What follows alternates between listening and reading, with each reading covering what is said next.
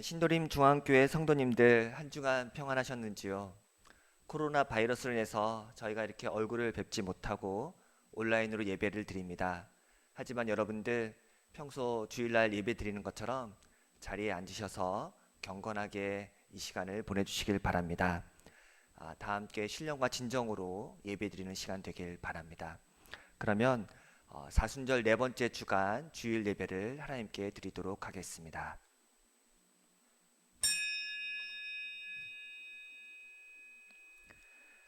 그러므로 우리는 예수로 말미암아 항상 찬송의 제사를 하나님께 드리자. 이는 그 이름을 증언하는 입술의 열매니라. 오직 선을 행함과 서로 나누어 주기를 잊지 말라. 하나님은 이 같은 제사를 기뻐하시느니라. 하나님은 영이시니 예배하는 자가 영과 진리로 예배할지니라. 아멘.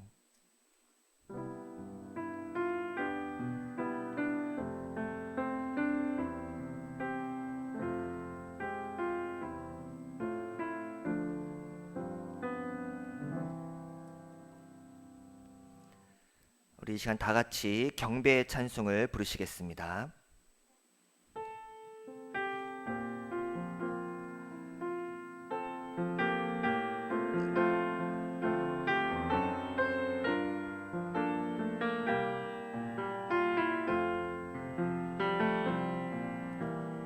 나는 하나님을 예배하는 예배자입니다.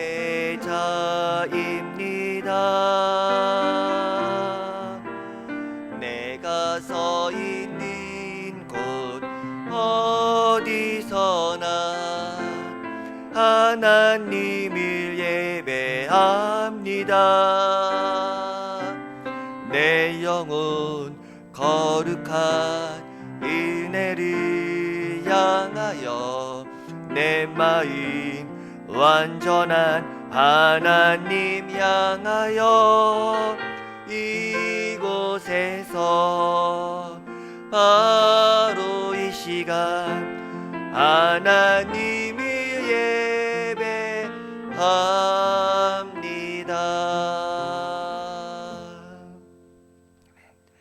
다 같이 참회의 기도를 드리겠습니다.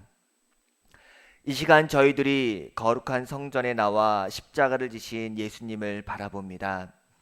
저희들은 아무런 공로가 없으나 십자가의 은혜로 의롭게 되었습니다. 주님의 자녀로 거듭나 구원받은 후에는 날마다 시간마다 주님의 인도하심을 받으며 살았습니다. 그러나 저희들은 내가 잘나고 내가 능력이 많아서 이처럼 잘되고 형통하는 줄 알았습니다. 받은 은혜를 망각하고 교만하게 행동하다가 하나님과 멀어지고 이웃에게 외면을 당하는 처지에 놓였습니다. 이 모두가 하나님의 은혜를 잊고 주님을 멀리 떠나 살았던 결과임을 깨닫습니다. 주여, 이제 깨닫고 찬 마음으로 회개하오니 우리의 죄를 용서하여 주옵소서. 이제는 하나님과 나만이 아는 죄를 다 같이 침묵으로 고백하며 기도하겠습니다.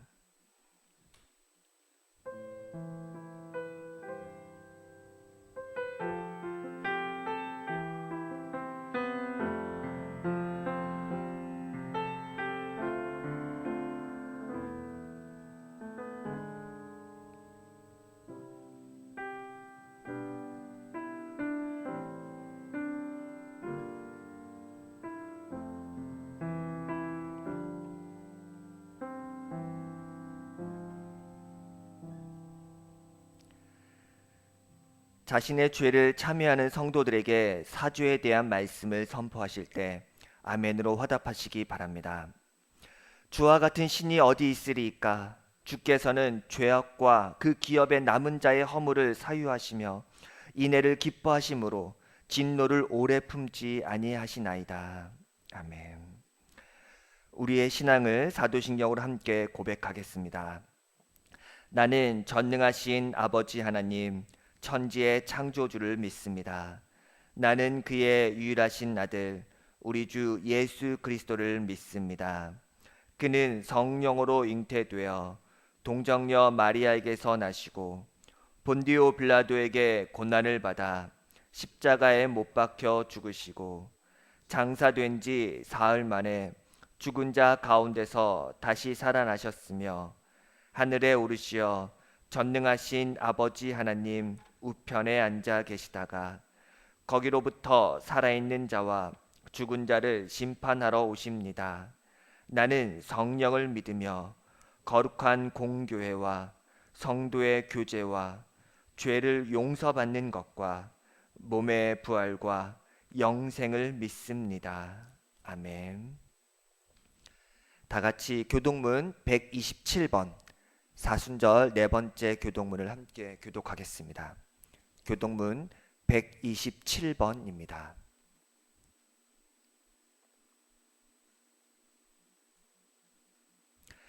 여호와를 자기 하나님으로 삼은 나라 곧 하나님의 기업으로 선택된 백성은 복이 있도다.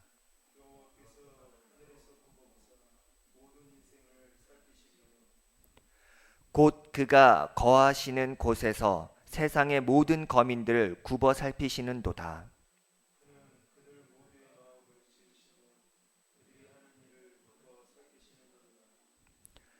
많은 군대로 구원 얻는 왕이 없으며 용사가 힘이 세어도 스스로 구원하지 못하는도다.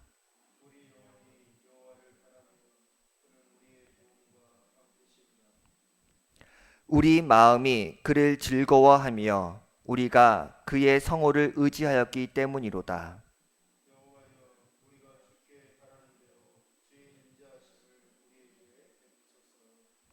아멘.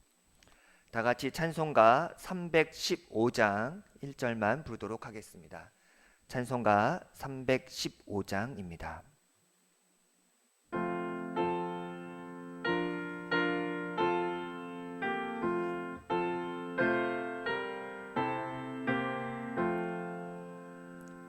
내 주 되신 주를 참 사랑하고 곧 그에게 죄를 다고 합니다. 그는 은혜를 주신 내 예수시니 이전보다 더욱 사랑합니다.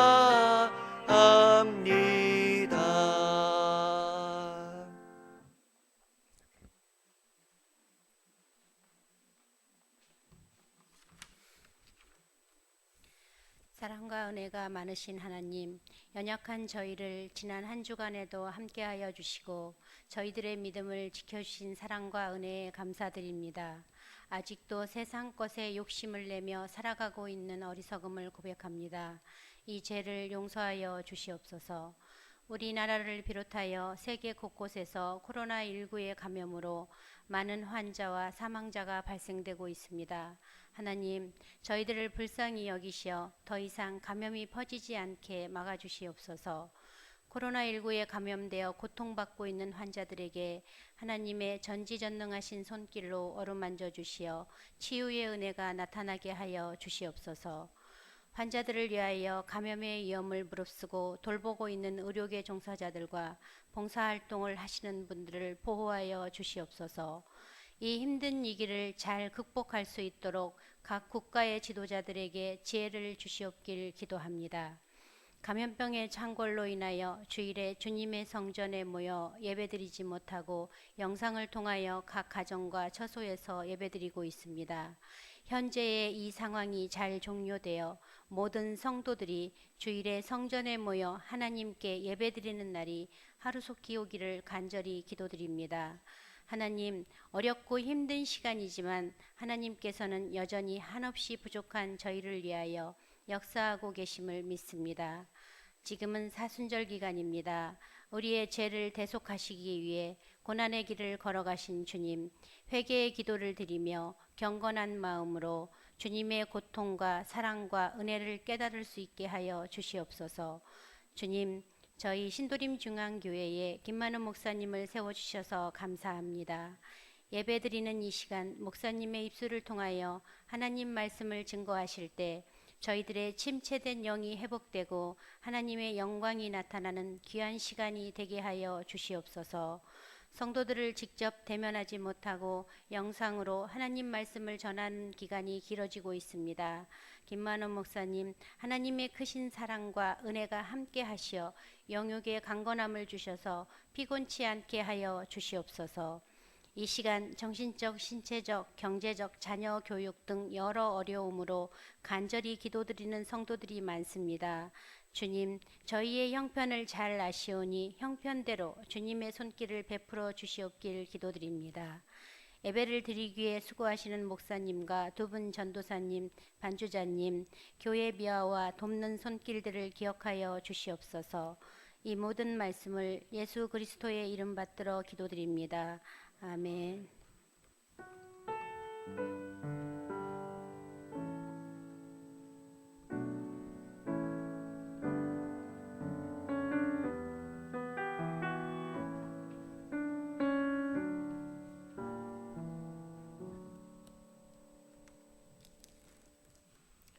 오늘 우리에게 주시는 하나님의 말씀은 고린도전서 9장 24절에서 27절까지 말씀입니다. 신약성경 349페이지입니다. 고린도전서 9장 24절에서 27절 말씀입니다. 말씀을 봉독할 때에 하나님의 세미한 음성을 말씀을 통해 들으시길 바랍니다. 경기장에서 경주자들이 모두 힘껏 달리지만 상을 받는 사람은 오직 한 사람뿐인 것을 여러분이 알지 못합니까? 이와 같이 여러분도 상을 받기 위해 달리십시오. 경기에 참가하는 사람은 누구나 모든 일에 절제합니다. 그들은 썩어 없어질 면류관을 얻으려고 절제하지만 우리는 썩지 않을 것을 얻으려고 절제합니다. 그러므로 나는 목표가 없는 것처럼 달리지 않고 허공을 치듯이 싸우지 않습니다. 내가 내 몸을 쳐 복종시키는 이유는 내가 다른 사람에게는 복음을 전하고 도리어 나 자신은 버림받지 않도록 하기 위함입니다. 아멘. 고린도전서 9장 24절로 27절의 말씀을 가지고 내 인생 최고의 레이스라는 제목으로 하나님의 말씀을 증거하겠습니다. 여러분, 지난 한 주간 어떻게 보내셨나요? 여전히 코로나19 때문에 불안해하고 두려워하고 만나고 싶은 사람조차 만나지 못하고 여러분 그렇게 힘들게 보내고 있으리라 생각되어지는데요. 그럼에도 불구하고 지난 한 주간의 삶을 지켜주신 하나님께 감사드리고요. 또 이 시간 우리가 만나서 예배를 드릴 수는 없지만 온라인 영상 예배를 통해서 예배의 자리에 나아가는 우리 신도림 중앙교회 모든 성도들에게 특별하신 하나님의 은혜와 또 사랑과 또 회복이 있기를 주님의 이름으로 축복합니다. 우리 옆에 있는 분들하고 이렇게 인사를 나눴으면 좋겠습니다. 당신이 있어서 큰 힘이 됩니다. 이렇게 인사 한번 나누겠습니다. 당신이 있어서 큰 힘이 됩니다. 여러분, 지금은 글로벌 시대이자 무한 경쟁 시대라고 말을 하는데요. 이 말은 곧 모든 분야에서 1등만이 살아남을 수 있다라는 그런 말이기도 합니다. 그래서인지 사람이든 기업이든 1등을 차지하기 위해서 수없이 경쟁을 하며 그렇게 치열하게 살아가곤 합니다. 어떤 사람이 친구와 함께 밀림을 지나가다가 사자를 만나게 된 것입니다. 그래서 한 친구는 너무 깜짝 놀라서 급히 달아나는데 그 옆에 있던 친구는 달아나지 않고 자신의 신발끈을 단단히 고쳐매고 있었던 겁니다. 달아나는 친구가 그 친구를 보면서 너무 이해가 되지 않아서 그 친구에게 이렇게 말했다고 합니다. 야, 내가 아무리 신발끈을 단단히 맨다고 해서 사자보다는 빠를 수 있을 것 같냐?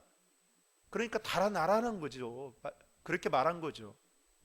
그러자 그 친구가 하는 말이, 그래, 내가 아무리 신발끈을 단단히 고쳐 맨다 해도 사자보다는 빠를 수 없지. 그러나 너보다는 조금 앞서면 될 거 아니냐 라고 말하면서, 내가 앞서면 너는 사자의 밥이 될 것이고 그 사이에 나는 안전하게 달아날 수 있을 거다라고 그렇게 이야기를 했다고 합니다. 어쩌면 이 이야기는 우리 사회의 경쟁에 대한 이야기를 보여주고 있지 않나라는 생각이 문득 들었습니다. 여러분, 우리나라가 선진국으로 도약하기 위해서는 국가 경쟁력이 상승해야 합니다. 그런가 하면 개인도 경쟁력이 있어야 하겠죠. 한때 우리나라도 97년 IMF 이후로 정리해고와 구조조정 등으로 인해서 살아남기 위해 치열한 경쟁의 바람이 거세게 불어닥친 적이 있었습니다.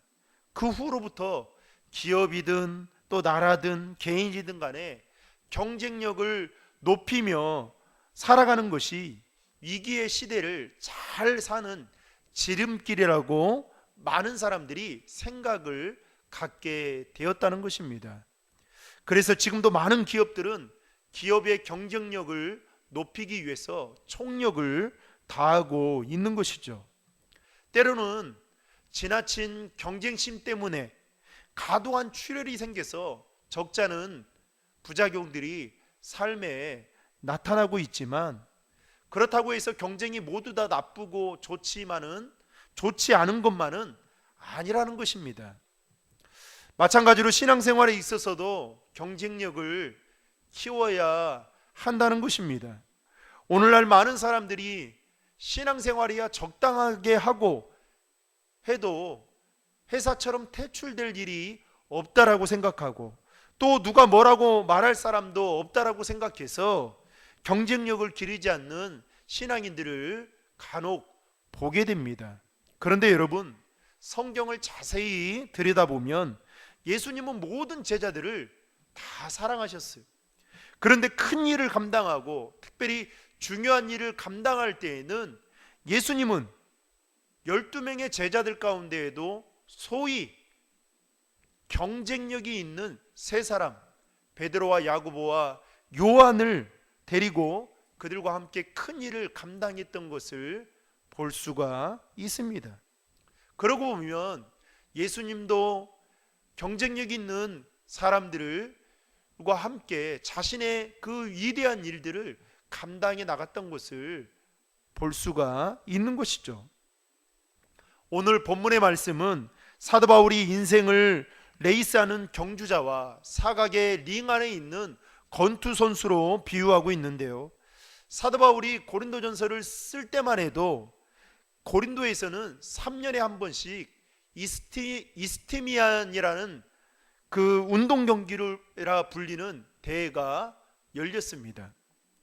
이 대회에서 이긴 사람에게는 월계수나 또 감람나무로 만들어진 면류관을 머리에 씌워 주었다고 합니다. 아마도 사도 바울은 이스티미안 운동 경기를 생각하며 오늘 본문에서 레이스와 같은 인생에서 승리할 수 있는 비결이 무엇인지를 말하고 있는데요, 오늘 말씀을 통해서 인생 레이스에서 과연 나는 레이스를 잘하고 있는지를 다시 한번 점검해보고, 아울러서 인생 레이스에서 승리의 비결을 깨달아 저와 여러분들이 앞으로 달려가는 그 인생 레이스에서 승리자가 되어 피니시 라인에서 여러분 환하게 웃을 수 있는 우리 신드림 중앙의 모든 성도들이 다 될 수 있기를 주님의 이름으로 축복합니다. 인생 레이스에서 승리를 위한 첫 번째 비결은 분명한 목표가 중요하다는 것입니다. 오늘 본문 24절과 26절에 보시면 이렇게 말하고 있는데요, 경기장에서 경주자들이 모두 힘껏 달리지만 상을 받는 사람은 오직 한 사람뿐인 것을 여러분이 알지 못합니까? 이와 같이 여러분도 상을 받기 위해 달리십시오. 그러므로 나는 목표가 없는 것처럼 달리지 않고 허공을 치듯이 싸우지 않습니다. 사도 바울은 본문 26절에 보시면 목표가 없이 달리기를 하는 선수나 정확한 목표물이 아닌 허공을 치듯이 펀치를 가격하는 권투 선수와 같은 인생이 되어서는 안 된다고 오늘 고린도 교회 성도들에게 말하고 있는 것입니다. 여러분, 달리기를 하는 육상 선수이든 아니면 사각링 안에 있는 권투 선수이든 간에 가장 중요한 것이 무엇일까요? 바로 목표입니다. 다시 말해서 결승점 피니시 라인이 중요하다라는 것이죠. 우리나라 전래동화 중에 여러분 토끼와 거북이 이야기를 모르시는 분은 아무도 없을 겁니다. 토끼와 거북이가 경주를 했는데 예상을 뒤엎고 그 경주에서 거북이가 토끼를 이겼다라는 이야기, 여러분 다 알고 계시는 동화이죠. 그런데 아마도 이 동화의 저자는 이 토끼와 거북이의 내용을 쓰면서 토끼의 게으름과 거북이의 성실함을 강조하기 위해서 쓰지 않았나, 이런 생각이 들었는데요. 이 동화를 보면서 저는 한 가지 궁금한 점이 생겼습니다. 여러분, 사실 토끼와 거북이가 한 경기에 출전한다는 것은 이건 말도 되지 않는 거죠. 왜냐하면 이 시합은 처음부터 상대가 되지 않는, 이미 시합의 결과가 나온 뻔한 시합이었기 때문입니다. 시시한 게임인 거죠. 그리고 공평해 보이지 않는 그런 시합이기도 했던 겁니다. 적어도 여러분, 제가 저자라면 독자들에게 적당한 긴장감이나 아니면 재미를 주려고 한다면 어떻게요? 같은 토끼끼리 경주를 시키거나, 아니면 그러면 더 공평해 보이고 누가 이길까 이렇게 독자들도 궁금해할 텐데, 왜 저자는 토끼와 거북이를 경쟁 상대로 놓고 이 동화의 내용을 풀어갔을까라는 생각이 제가 어렸을 때 가졌던 생각이었습니다. 그러던 중에 좀 한참 됐는데요, 정승호 시인이 쓴 산문집 중에 내 인생에 힘이 되어준 한마디라는 그 산문집을 제가 우연히 서점에 가서 책 제목이 좋아서 그것을 사서 보게 되었습니다. 그런데 그 책을 읽는 도중에 토끼와 거북이 내용에 대한 저자가 쓴 그 글을 제가 보게 된 것입니다. 그러면서 그 책에 보면 정승호 시인이 토끼와 거북이에 대한 그 내용을 이렇게 설명하고 있습니다. 아마도 거북이는 아예 처음부터 토끼를 이길 수 없다는 것을 알고 경기를 시작했을 것이다라는 겁니다. 그러면서 토끼의 목표는 경쟁에서 이기는 거지만 반대로 거북이의 목표는 토끼를 이기는 것이 아니라 오래 걸리더라도 포기하지 않고 그 경주를 완주하는 것이 아마도 거북이의 목표였을 것이다 라고 정승호 시인은 그 책에서 그렇게 표현하고 있습니다. 그러면서 거북이는 자신의 느림을 알고 토끼의 빠름과 비교하며 낙심하거나 좌절하지 않았다는 겁니다. 왜냐하면 그의 목표는 경쟁에서의 승리가 아닌 완주하는 것이 거북이의 목표였기 때문에 그렇다라고 이 저자는 이렇게 표현하고 있는 그 내용에 상당히 공감을 한 적이 있었습니다. 분명한 것은 경주자였던 토끼와 거북이의 목표는 서로 달랐다는 것이죠. 토끼의 목표는 거북이를 이기는 것이 목표였지만 거북이의 목표는 완주하는 것이 그의 목표였다는 것입니다. 여러분, 오늘 우리가 살고 있는 시대는 어쩌면 토끼처럼 빠른 사람을 칭찬하거나 높이 평가하는 경향이 있습니다. 그래서 이제 언제부턴가 부모들도 우리 자녀들에게 너도 커서 토끼처럼 빨리 달려라. 그리고 최고가 되라. 그래서 1등이 되라. 부추기면서 우리의 자녀들을 경쟁의 자리로 내에 몰아넣기도 합니다. 그러면서 거기에서 살아남으라는 것이죠. 부모들은 우리의 자녀들이 다른 아이들과 경쟁에서 이길 수 있도록 더 많이 공부를 시키고 또 더 많은 것들을 배우게 합니다. 그러면서 더 빠른 속도를 내보라고 그렇게 부추기도 합니다. 문제는 우리 자녀들이 토끼처럼 이리 뛰고 저리 뛰다 보니 지칠 대로 다 지쳐 있는데도 불구하고 제대로 쉬지 못한다는 것입니다.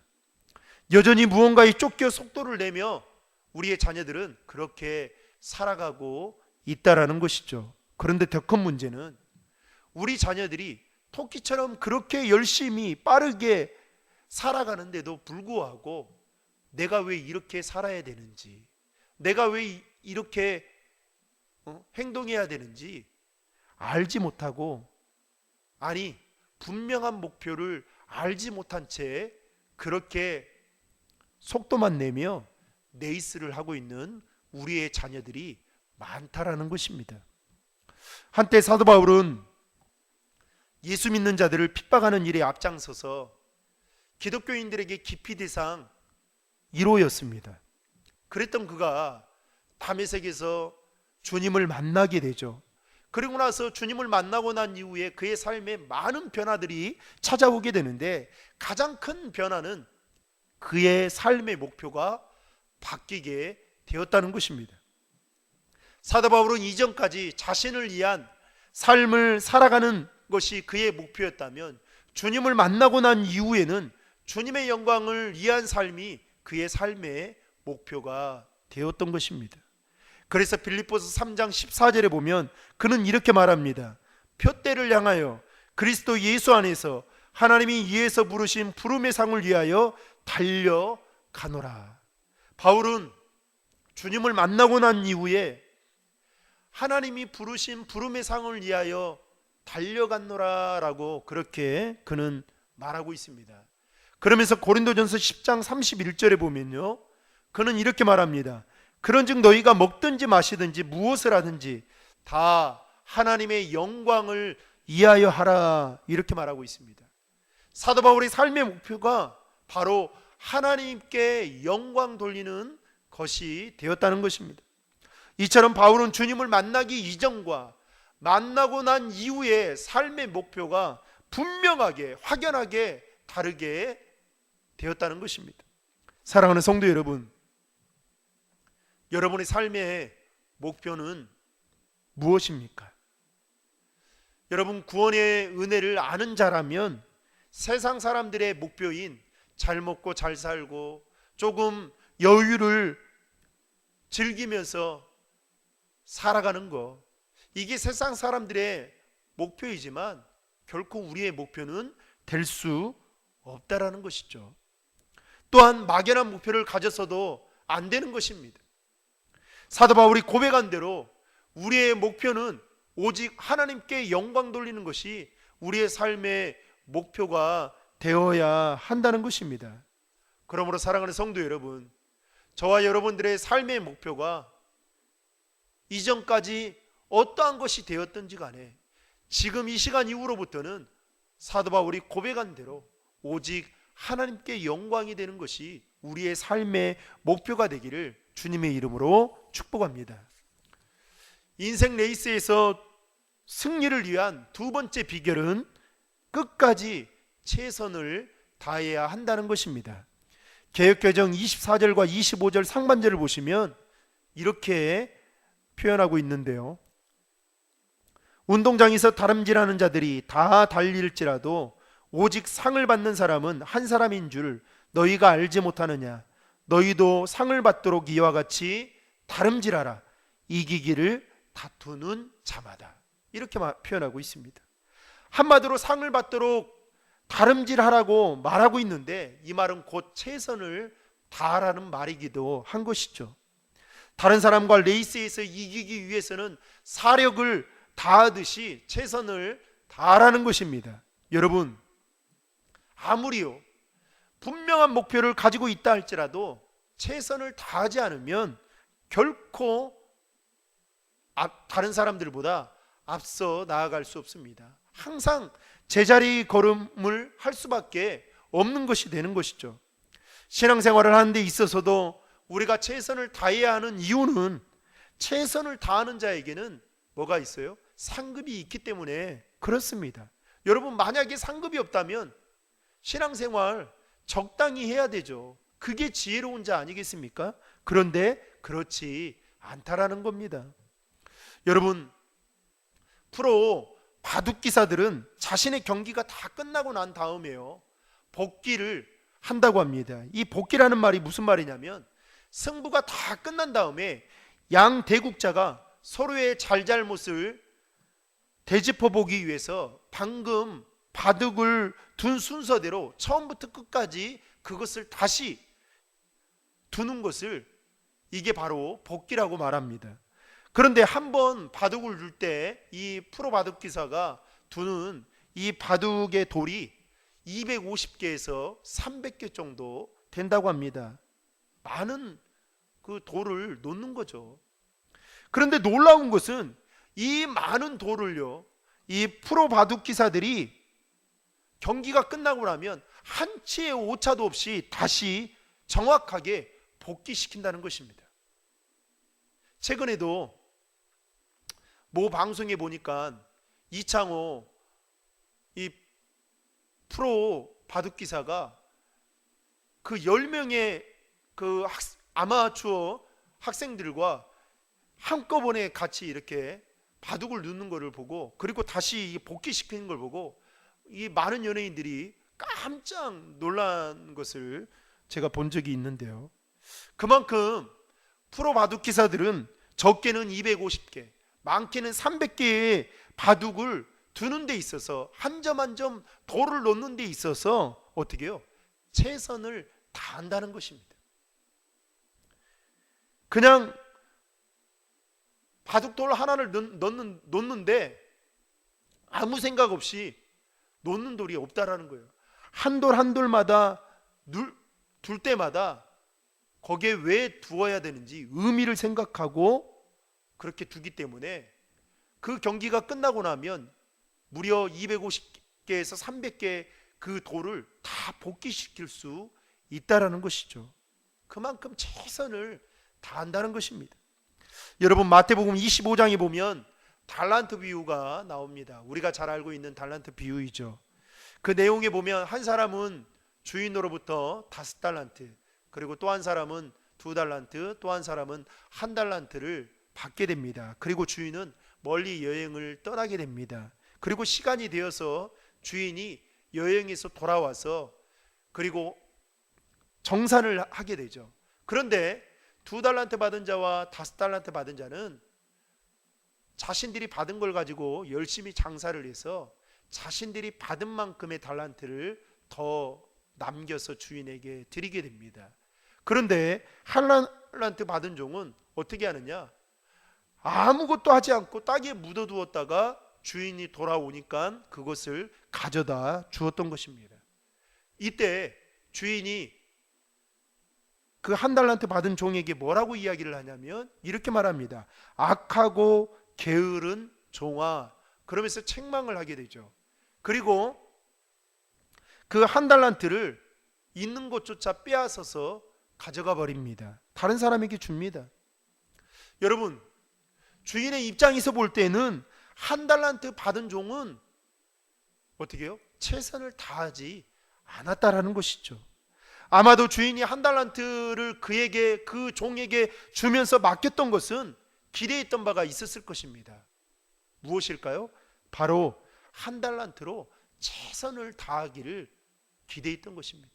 그런데 1달란트 받은 종은 그냥 땅에 묻어두고 최선을 다하지 않고 게으르게 삶을 살았던 것이죠. 여러분, 세상은 결과만을 가지고 사람들을 평가할 때가 참 많이 있습니다. 결과만 좋으면 가정이 어떻게 되든 상관없다는 생각이 팽배해 있습니다. 그래서 많은 사람들이 그 결과를 좋게 내기 위해서 때로는 거짓말을 하고 속임수를 쓰기도 하는 것이죠. 그러나 여러분, 비록 결과는 그렇게 좋지 않더라도 그 과정에 있어서 최선을 다한다면 하나님은 기뻐하십니다. 여러분, 저와 여러분들이 믿고 있는 하나님이 1등만 1, 2, 3등만 좋아하고 4등부터 그 꼴등까지는 싫어하시는 분이시다면 여러분 어떻게 되겠습니까? 하나님은 결과보다도 과정을 더 중요하게 여기시는 분이십니다. 그래서 여러분, 최고도 중요하지만 최고보다 더 중요한 것은 최선인 것입니다. 사랑하는 성도 여러분, 레이스와 같은 인생 속에서 우리가 성실하게 그리고 꾸준하게 최선을 다하며 신앙의 경주를 할 수 있는 믿음의 사람들이 되기를 주님의 이름으로 축복합니다.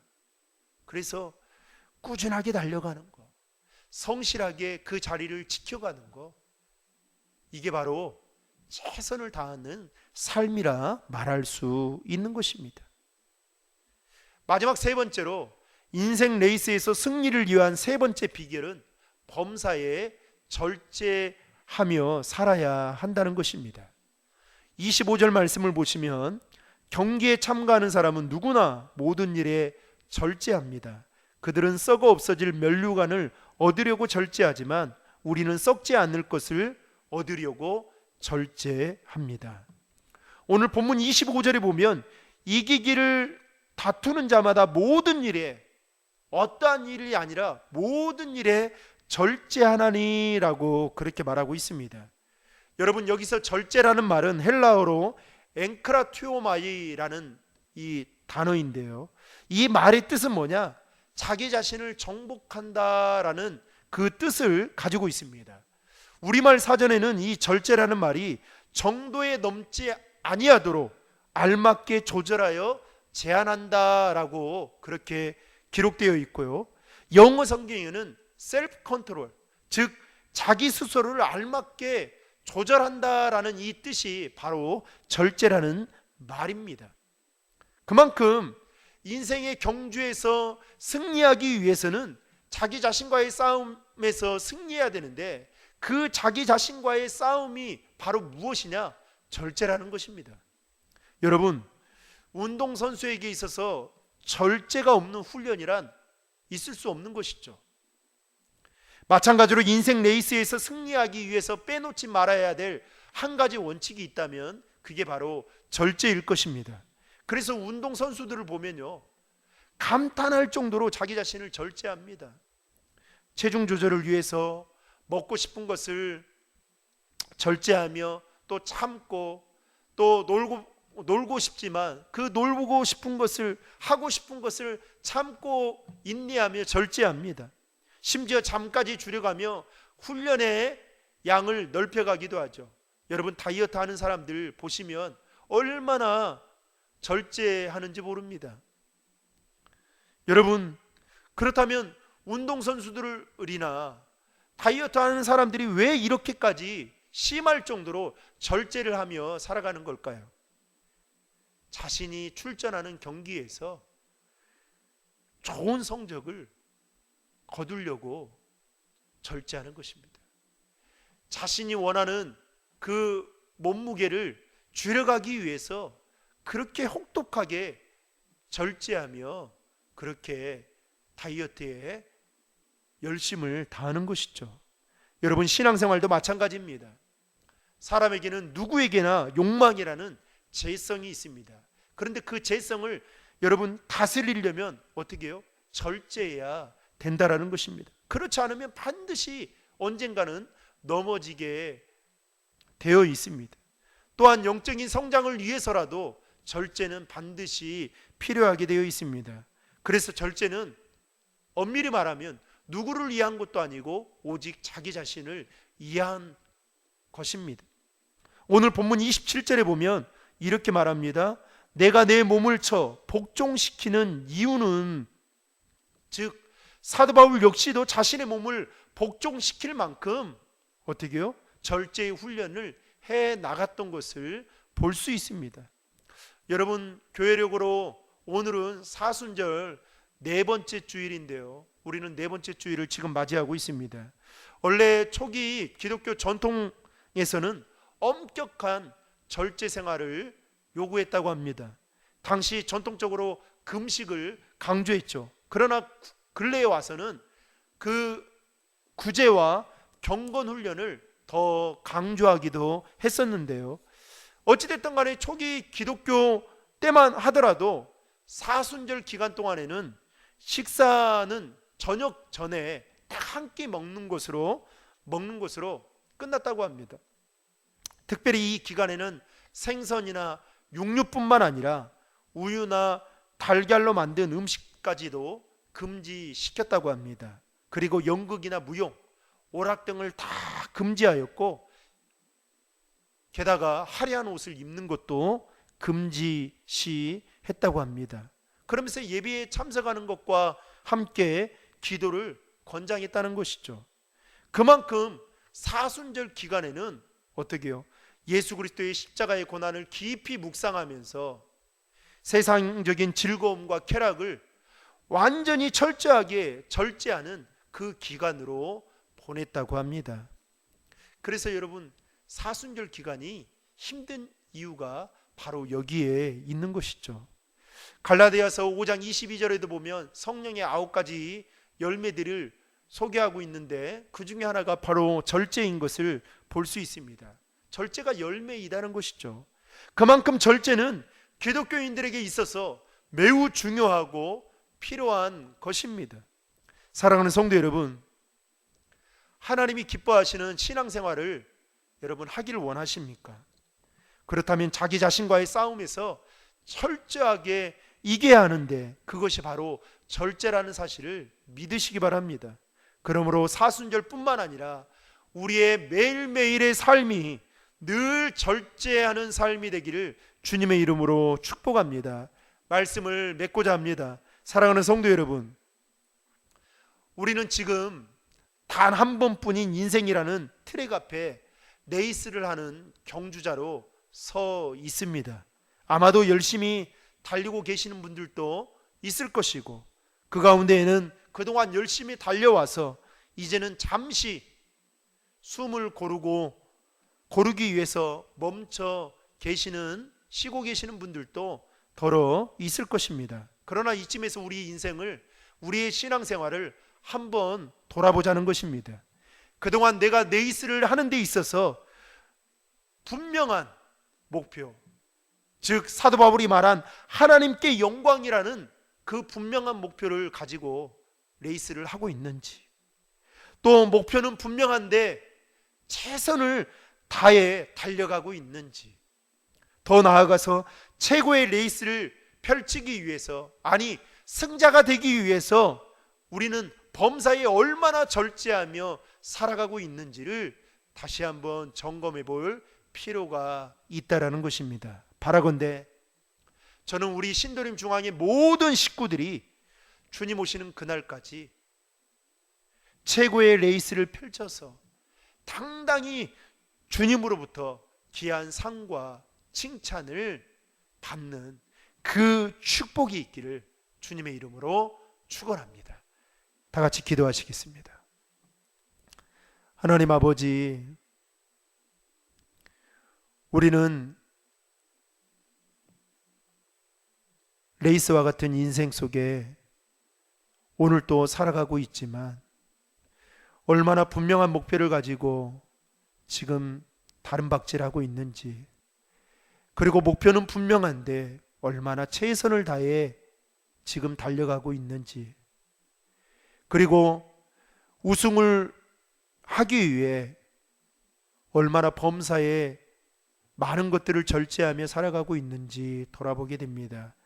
특별히 사순절 기간 주님의 십자가의 고난을 깊이 묵상하며 우리 안에 거룩과 경건의 삶을 살기 위해서 더 세상적인 즐거움을, 쾌락을 절제하며 살아갈 수 있도록 도와주시고, 바라옵건대 우리 신도림 중앙의 모든 성도들이 주님 오시는 그날에 귀한 상급과 칭찬을 받는, 그래서 피니시 라인에서 환하게 웃을 수 있는 그런 은혜와 축복이 있도록 인도하여 주시옵소서. 감사드리며 예수님의 이름으로 기도하옵나이다. 아멘. 다 같이 찬송가 341장 1절만 부르시면서 봉헌하시겠습니다.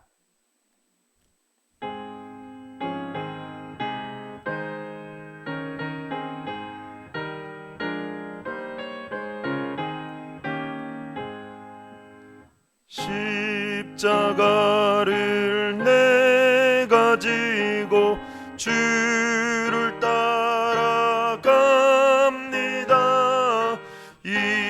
이제부터 예수로만 나의 보배 삼겠네.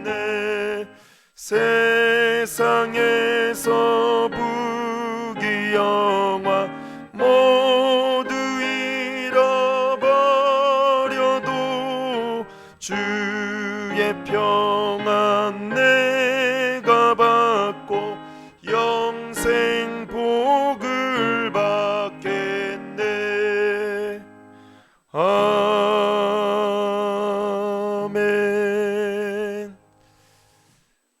하나님 감사합니다. 온라인으로 영상 예배를 드리지만 오늘 또 말씀을 통해서 우리의 마음에 성령의 단비를 내려주시고 또 예배를 통하여 우리의 마음이 주님 앞에 더 가까이 나아갈 수 있도록 인도해 주시니 감사합니다. 우리의 삶이 늘 하나님께 감사의 삶이 되게 도와주시고, 비록 코로나19로 인해서 우리 모든 사랑하는 성도들을 대면할 수 없지만 각자의 처소에서 주님 앞에 예배자로 나아갈 때마다 하나님께서 부어주시는 그 은혜와 축복들을 마음껏 누릴 수 있도록 주님 인도해 주시옵소서. 생각지 못한 어려움을 당하면서 우리 모두가 어둠의 긴 터널 속에 여전히 갇혀 있습니다. 그러나 이 날도 곧 머지않아 밝은 햇빛을 보게 될 그날을 생각하며 우리가 기도하며 주님 앞에 더 겸손하게 머리를 숙이며 나아갈 수 있도록 주님 인도해 주시옵소서. 한 주간의 삶에 많은 은혜를 부어주시고 그 부어주신 은혜를 생각하며 주님의 것을 구별해서 이 시간 귀한 예물 드린 손길들이 있습니다. 특별히 하나님의 것을 구별해서 11조를 드린 주의 종들을 주님 기억하시고 이 예물을 주님께서 받으시고 드린 것보다 더 값진 것으로 기름진 것으로 수억만 배 갚아주시고 물질로 인해서 더 이상 어려움 당하거나 눈물 흘리거나 고통당하는 일 없도록 때에 따라서 주님께서 부어주시는 그 한량한 은혜가 충만하도록 인도해 주시옵소서. 또한 여러 가지 감사의 제목을 담아 이 시간 감사임을 드린 손길들이 있습니다. 평생 감사하며 감사의 제목들이 늘 끊이지 않도록 도와주시고 인도해 주시옵소서. 또한 건축의 물과 성교의 물과 또 구제의 물과 장학의 물과 그리고 주정헌금까지 드린 귀한 손길들을 주님 기억하여 주시고 이 예물이 사용되는 곳에 하나님의 놀라운 역사가 또 치유의 역사가 회복의 역사가 나타나도록 인도해 주시옵소서.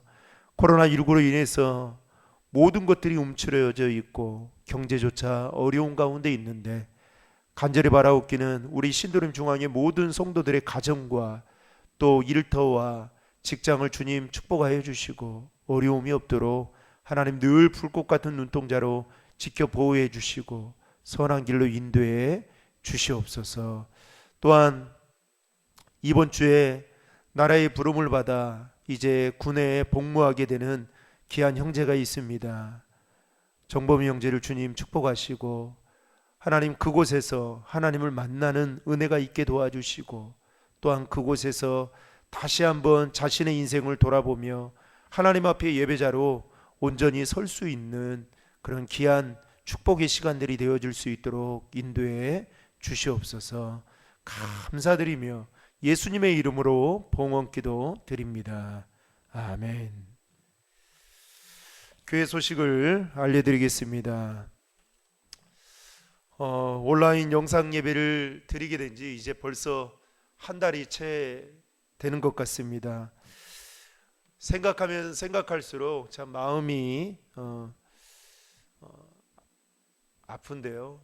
아무튼 각자의 처소에서 하루속히 우리 교인들이 만나서 예배할 수 있도록 여러분들 기도해 주시고, 또 특별히 건강관리 잘 하시고 또 건강해서 좋은 모습으로 만나서 함께 예배할 수 있는 그날이 돌아올 수 있도록 계속해서 기도해 주시기 바랍니다.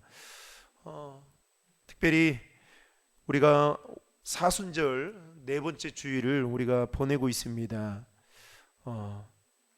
주님의 고난을 여러분들 깊이 묵상하면서 특별히 사순절 묵상 달력을 여러분들에게 나눠 드렸습니다. 해당되는 요일에 또 말씀들을 읽으시면서 또 경건과 절제의 삶을 그렇게 살아가시기를 부탁드리겠습니다.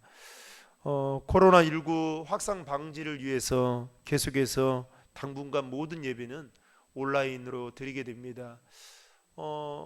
구로구청뿐만 아니라 또 서울시에서 또 총회에서 또 우리 교회가 속해 있는 영등포 노회조차까지 예배 드리는 거에 대해서 심각하게 좀 고려해 줬으면 좋겠다라는 그 공문과 함께 전화를 계속해서 받고 있습니다. 그래서 지금은 모든 모임과 집회는 지금 할 수 없는 상황입니다.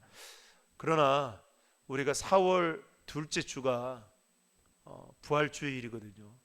부활주일만큼은 함께 모여서 예배할 수 있으면 좋겠다라는 생각을 갖고 있는데, 여러분 그런 날이 빨리 올 수 있도록 계속해서 힘써서 기도해 주시면 감사하겠습니다. 아울러서 그 온라인 그 헌금에 대한 부분들을 또 문의하시는 분들이 많이 있습니다. 주보에 보시면, 그리고 우리 홈페이지에 보시면 그 온라인 계좌가 있습니다. 그 계좌에 여러분들의 이름과 그리고 해당되는 헌금에 그 뭐 11조면 그 앞 글자만 따서 그렇게 입금해 주시면 우리 재정부에서 파악해서 그 다음 주보에 그렇게 올리도록 하겠습니다. 특별히 온라인 예배 그리고 헌금 안내는 우리 주보에 보면 파송의 찬송면에 아주 자세하게, 그리고 홈페이지에도 자세하게, 그리고 우리 신드림 중앙교회 카톡방에도 오늘 올릴 예정입니다. 그걸 보시고 여러분들 같이 동참해 주시면 감사하겠습니다. 한혁 안수 집사님께서 그랜드 피아노를 헌물해 주셨습니다. 그래서 여러분 영상으로 드려서 피아노를 볼 수는 없지만 오늘 헌물해 주신 그 피아노로 하나님 앞에 예배를 드리고 있는데요. 또 귀한 섬김과 또 나눔에 진심으로 감사를 드립니다. 교우 소식입니다. 군입대 하는 형제가 있는데요. 성정범 형제, 백인숙 권사님 자녀인데요. 26일 목요일 논산훈련소로 입대하게 됩니다. 이제 나라의 부름을 받고 선교사의 심정을 가지고 또 그곳에 가서 또 군복무 건강하게 잘 할 수 있도록 우리 성도님들 생각날 때마다 계속해서 기도해 주시면 감사하겠습니다. 아울러서 정기당회가 다음 주일 12시 20분에 목양실에서 있습니다. 기억해 주시면 되겠습니다. 그 외에는 여러분 주보와 홈페이지를 참고하시면 되겠습니다. 이제 다 함께 파송의 찬양 부르시겠습니다. 1절만 부르시겠습니다.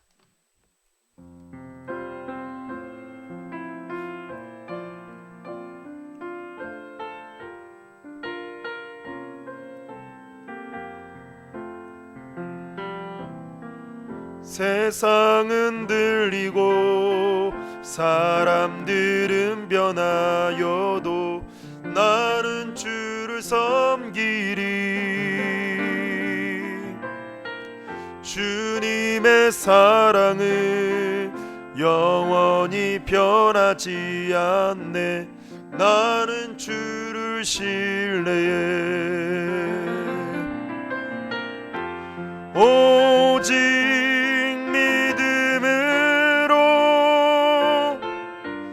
믿음으로 내가 살리라.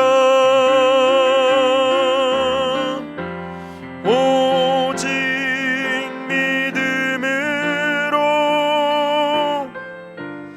믿음으로 내가 살리라.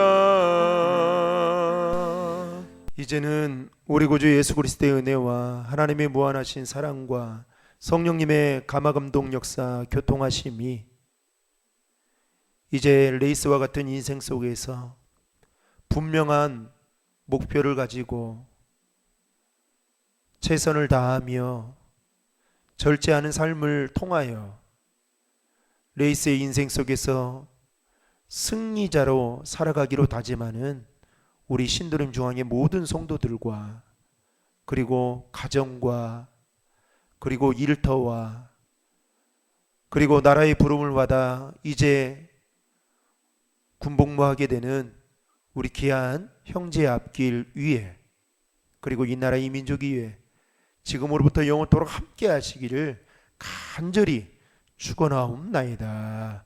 아멘.